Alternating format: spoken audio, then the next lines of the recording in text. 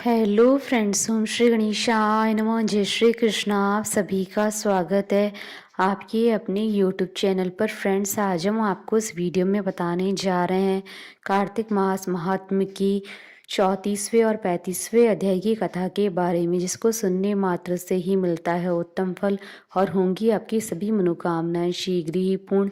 Friends, video शुरू करने से पहले आपसे रिक्वेस्ट है, अगर आप हमारे चैनल पर नए हैं और आपने अभी तक चैनल को सब्सक्राइब नहीं किया है तो प्लीज़ सब्सक्राइब कीजिएगा चैनल को, साथ ही प्रेस कीजिएगा बेल आइकन को, जिससे नए वीडियो से रिलेटेड नोटिफिकेशन आपको तुरंत प्राप्त हो सके।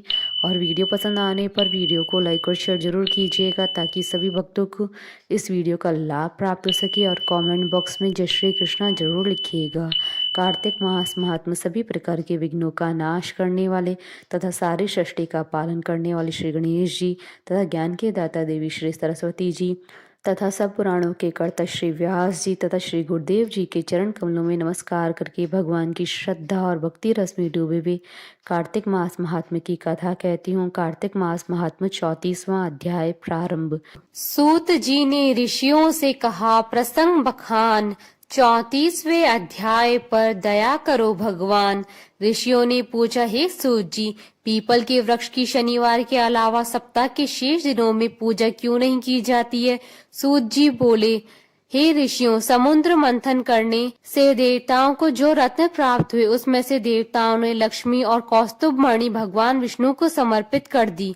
जब भगवान विष्णु लक्ष्मी जी से विवाह करने के लिए तैयार हुए तो लक्ष्मी जी बोली, हे प्रभु, जब तक मेरी बड़ी बहन का विवाह नहीं हो जाता तब तक मैं छोटी बहन आपसे किस प्रकार विवाह कर सकती हूँ, इसलिए आप पहले मेरी बड़ी बहन का विवाह करा दें, उसके बाद आप मुझसे विवाह कीजिए। यही नियम है जो प्राचीन काल से चला आ रहा है। सूत जी ने कहा, लक्ष्मी जी के मुख से ऐसे वचन सुनकर भगवान विष्णु ने लक्ष्मी जी की बड़ी बहन का विवाह उद्दालक ऋषि के साथ संपन्न करा दिया। लक्ष्मी जी की बड़ी बहन अलक्ष्मी जी बड़ी ही कुरूप थी। उनका मुख बड़ा, दांत चमकते हुए, उनकी देह वृद्धा की भांति, नेत्र बड़े बड़े और बाल रूखे थे। भगवान विष्णु द्वारा आग्रह किए जाने पर ऋषि उद्दालक उससे विवाह करने के लिए उसे वेद मंत्रों की ध्वनि से गुंजाते हुए अपने आश्रम में ले आए। वेद ध्वनि से गूंजित हवन के पवित्र धुएं से सुगंधित उस ऋषि के सुंदर आश्रम को देखकर अलक्ष्मी को बहुत दुख हुआ।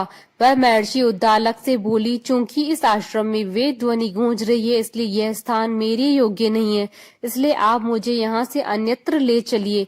उसकी बात सुनकर महर्षि उद्दालक बोले, तुम यहाँ क्यों नहीं रह सकती और तुम्हारे रहने योग्य अन्य कौन सा स्थान है, वह भी मुझे बताओ। अलक्ष्मी बोली, जिस स्थान पर वेद की ध्वनि होती हो, अतिथियों का आदर सत्कार किया जाता हो, यज्ञ आदि होते हो, ऐसे स्थान पर मैं नहीं रह सकती हूँ। जिस स्थान पर पति पत्नी आपस में प्रेम से रहती हूँ, पितरों के निमित्त यज्ञ हो, देवताओं की पूजा होती हो, उस स्थान पर भी मैं नहीं रह सकती।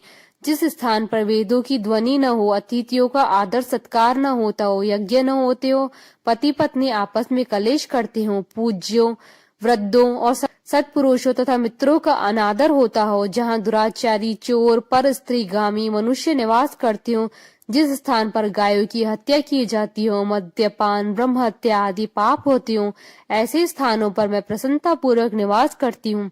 सूत जी बोले, अलक्ष्मी के मुख से इस प्रकार के वचन सुनकर उद्दालक का मन खिन्न हो गया। वह इस बात को सुनकर मौन खड़े हो गए। थोड़ी देर बाद वे बोले, ठीक है, मैं तुम्हारे लिए ऐसा स्थान ढूंढ दूंगा। जब तक मैं तुम्हारे लिए ऐसा स्थान न ढूंढ लूं, तब तक तुम इस पीपल के वृक्ष के नीचे चुपचाप बैठी रहना। महर्षि उद्दालक उसे पीपल के वृक्ष के नीचे बैठाकर उसकी रहने योग्य स्थान की खोज में निकल पड़े, परंतु जब बहुत समय तक प्रतीक्षा करने पर भी वे वापस नहीं लौटे तो अलक्ष्मी विलाप करने लगी। जब वैकुंठ में बैठी लक्ष्मी जी ने अपनी बहन अलक्ष्मी का विलाप सुना तो वे व्याकुल हो गई। वे दुखी होकर भगवान विष्णु से बोली, हे प्रभु, मेरी बड़ी बहन पति द्वारा त्यागे जाने पर अत्यंत दुखी है। यदि मैं आपकी प्रिय पत्नी हूँ तो आप उसे आश्वासन देने के लिए उसके पास चली। लक्ष्मी जी की प्रार्थना पर भगवान विष्णु लक्ष्मी जी सहित उस पीपल के वृक्ष के पास गए जहाँ अलक्ष्मी बैठकर विलाप कर रही थी। उसको आश्वासन देते हुए भगवान विष्णु बोले, हे अलक्ष्मी, तुम इसी पीपल की वृक्ष की जड़ में सदैव के लिए निवास करो, क्योंकि उसकी उत्पत्ति मेरे ही अंश से हुई है। इसमें सदैव मेरा ही निवास रहता है। प्रत्येक वर्ष गृहस्थ लोग तुम्हारी पूजा करेंगे और उन्हीं के घर में तुम्हारी छोटी बहन का वास होगा। स्त्रियों को तुम्हारी पूजा विभिन्न उपहारों से करनी चाहिए। मनुष्य को पुष्प, धूप, दीप, गंध आदि से तुम्हारी पूजा करनी चाहिए, तभी तुम्हारी छोटी बहन लक्ष्मी उन पर प्रसन्न होगी। सूत जी बोले, ऋषियों, मैंने आपको भगवान श्री कृष्ण, सत्यभामा तथा पृथु नारद का संवाद सुना दिया, जिसे सुनने से मनुष्य के समस्त पापों का नाश हो जाता है और अंत में वैकुंठ को प्राप्त करता है। यदि अब भी आप लोग कुछ पूछना चाहते हैं तो अवश्य पूछिए, मैं उसे अवश्य कहूंगा।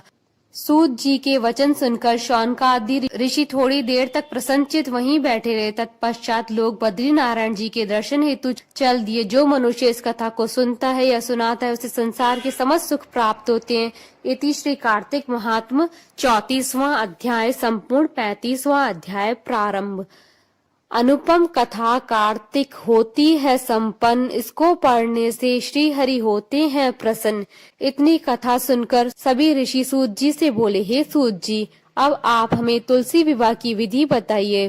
सूत जी बोले, कार्तिक शुक्ला नवमी को द्वापर युग का आरंभ हुआ है, अतः ये तिथि दान और उपवास में क्रमशः पूर्वान व्यापनी तथा परहान व्यापनी हो तो ग्राह्य है। इस तिथि को नवमी से एकादशी तक मनुष्य शास्त्रोक्त विधि से तुलसी के विवाह का उत्सव करे तो उसे कन्यादान का फल प्राप्त होता है। पूर्व काल में कनक की पुत्री किशोरी ने एकादशी तिथि में संध्या के समय तुलसी की वैवाहिक विधि संपन्न की। इससे वह किशोरी वैधव्य दोष से मुक्त हो गई। अब मैं उसकी विधि बतलाता हूँ। 1 तोला स्वर्ण कि भगवान विष्णु की सुंदर प्रतिमा तैयार करवाएं अथवा अपनी शक्ति के अनुसार आधे या चौथाई तोले की प्रतिमा बनवा ले। फिर तुलसी और भगवान विष्णु की प्रतिमा में प्राण प्रतिष्ठा करके षडोपचार से पूजा करें। पहले देश काल का स्मरण करके गणेश पूजन करें, फिर पुण्यावाचन कराकर नांदी श्राद्ध करें। तत्पश्चात वेद मंत्रों के उच्चारण और बाजे आदि की ध्वनि के साथ भगवान विष्णु की प्रतिमा को तुलसी जी के निकट ला करके प्रतिमा को वस्त्रों से आच्छादित करना चाहिए। उस समय भगवान का आह्वान करें, भगवान केशव आइए देव, मैं आपकी पूजा करूंगा, आपकी सेवा में तुलसी को समर्पित करूंगा, आप मेरे समस्त मनोरथ को पूर्ण करें। इस प्रकार आह्वान के पश्चात 3-3 बार अर्घ्य, पाद्य और मंत्रों का उच्चारण करके इन्हें बारी बारी से भगवान को समर्पित करें। फिर आचमनीय पद का 3 बार उच्चारण करते हुए भगवान को आचमन कराएं। इसके बाद कांसे के बर्तन में दही, घी और मधु रखकर उसे कांसे के पात्र से ही ढक दे तथा भगवान को अर्पण करते हुए इस प्रकार कहें, वासुदेव आपको नमस्कार है। यह मधुपर्क दही, घी तथा शहद के मिश्रण को मधुपर्क कहते हैं, ग्रहण कीजिए। तदंतर हरिद्रा लेपन और अभ्यंग कार्य संपन्न करके गोधूली की वेला में तुलसी और विष्णु का पूजन पृथक पृथक करना चाहिए। दोनों को एक दूसरे के सम्मुख रखकर मंगल पाठ करें। जब भगवान सूर्य कुछ कुछ दिखाई देते हो तब कन्यादान का संकल्प करें।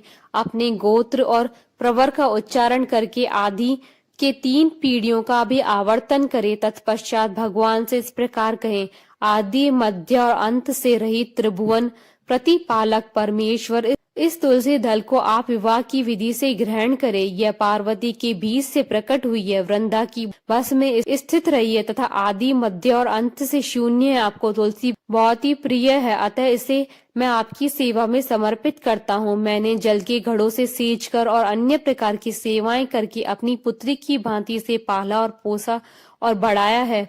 आपकी प्रिया तुलसी मैं आपको दे रहा हूँ प्रभु, आप इसे ग्रहण कीजिए। इस प्रकार तुलसी का दान करके फिर उन दोनों को अर्थात तुलसी और भगवान विष्णु की पूजा करें।